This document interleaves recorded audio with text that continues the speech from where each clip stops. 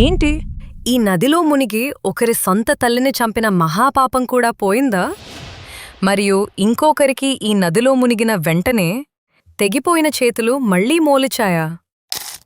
Hi friends, Rajampet దగ్గర ఉన్న ఈ క్షేత్రం వెనుక మహాభారత కాలం నాటి చరిత్ర ఉంది. ఈరోజు మనం అత్తిరాల రహస్యాలను, ఆ గుడి వెనుక ఉన్న అద్భుతమైన కథలను తెలుసుకుందాం.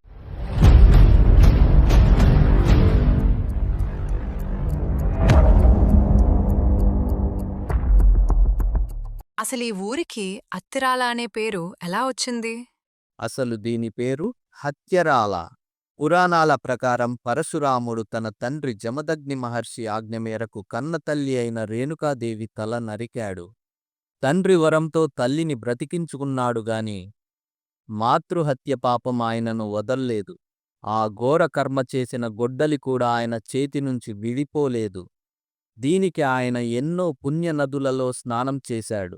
కాని చివరకు ఇక్కడికి వచ్చి ఈ చెయ్యేరు నదిలో స్నానం చేయగానే ఆశ్చర్యకరంగా రక్తం మాయమైంది. ఆ గొడ్డలి చేతి నుండి రాలిపోయింది. అంటే ఆ పాపం రాలిపోయింది. అందుకే ఈ ఊరిని హత్యరాల అని పిలిచేవారు. అదే కాలక్రమేణా అత్తిరాలగా మారింది. మరి ఈ నదికి చెయ్యేరు అని ఎందుకొచ్చింది? సంస్కృతంలో దీనిని బహుదా నది అని కూడా అంటారు. దీని వెనుక కూడా ఒక ఆసక్తికరమైన కథ ఉంది. శంకుడు, లిఖితుడు అనే ఇద్దరు అన్నదమ్ములు ఉండేవారు. ఒకరోజు తమ్ముడు లిఖితుడు అన్న అనుమతి లేకుండా ఆశ్రమంలోని మామిడి పండు తిన్నాడు. అది దొంగతనం అని భావించి అన్న చెప్పినట్లుగా రాజుగారి దగ్గరికి వెళ్లి శిక్షను కోరాడు. రాజు ధర్మం ప్రకారం అతడి 2 చేతులు నరికించేశాడు. కాని ఈ క్షేత్రంలోని నదిలో మునిగిన వెంటనే లిఖితుడికి చేతులు మళ్లీ వచ్చాయి. చేయి ఇచ్చిన ఏరు కాబట్టి ఇది చెయ్యేరు అయ్యింది. విష్ణుమూర్తి అవతారాలు అయిన రాముడికి, కృష్ణుడికి ప్రపంచంలో లక్షల్లో గుడిలు ఉన్నాయి. కాని విష్ణువు 6వ అవతారమైన పరశురాముడికి దేవాలయాలు తక్కువ. ఆ అరుదైన పరశురామ క్షేత్రాలలో ఒకటి మన తెలుగు నేల మీద ఉంది. అదే రాజంపేట దగ్గర ఉన్న అత్తిరాల. ఈ గుడిలో మరొక ప్రత్యేకత ఉంది. సాధారణంగా పరశురాముడు అంటే గడ్డం, చేతిలో గొడ్డలితో కోపంగా ఉంటాడు. కాని ఇక్కడ కిరీటం, ఆభరణాలతో ఒక రాకుమారుడిలా శాంతంగా ఉంటాడు. పాపం పోయాక ఆయన పొందిన ప్రశాంతతకు ఇది నిదర్శనం. కేరళ, మహారాష్ట్ర తర్వాత పరశురాముడికి ఉన్న అతి ముఖ్యమైన క్షేత్రం ఇదే. మరో విశేషం ఏంటంటే ఈ గుడి నిర్మాణం గజపృష్ఠ ఆకారంలో ఉంటుంది. అంటే ఏనుగు వెనక భాగంలా గుండ్రంగా ఉంటుంది. అత్తిరాల పేరు వినగానే మనకు శివుడు గుర్తుకొస్తారు. ఆ శివలింగం వెనుక ఒక భయంకరమైన రాక్షస సంహారం దాగి ఉందని మీకు తెలుసా? ఈ వీడియో AI సహాయంతో రూపొందించబడింది. ఏమైనా తప్పులుంటే కామెంట్ చేయండి. అసలు ఈ స్వామిని త్రేతేశ్వరుడు అని పిలుస్తారు. త్రేతాయుగంలో ఈ కొండలపై త్రేతాసురుడు అనే రాక్షసుడు ఉండేవాడు.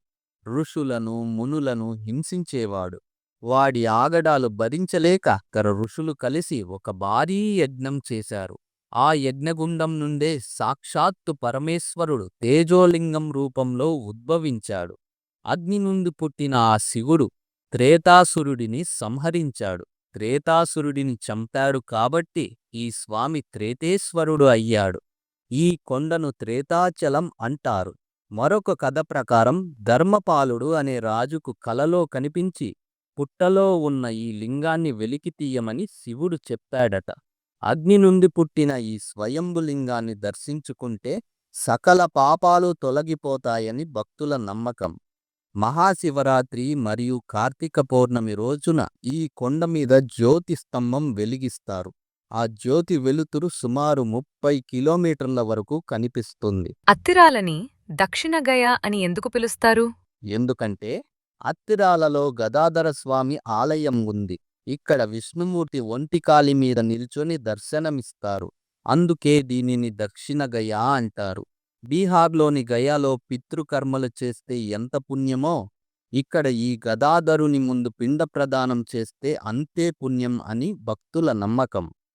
మనిషి విగ్రహానికి పూజ చేసే అరుదైన క్షేత్రం. అత్తిరాల గుడిలో దేవతల విగ్రహాలు ఉండటం సహజమే.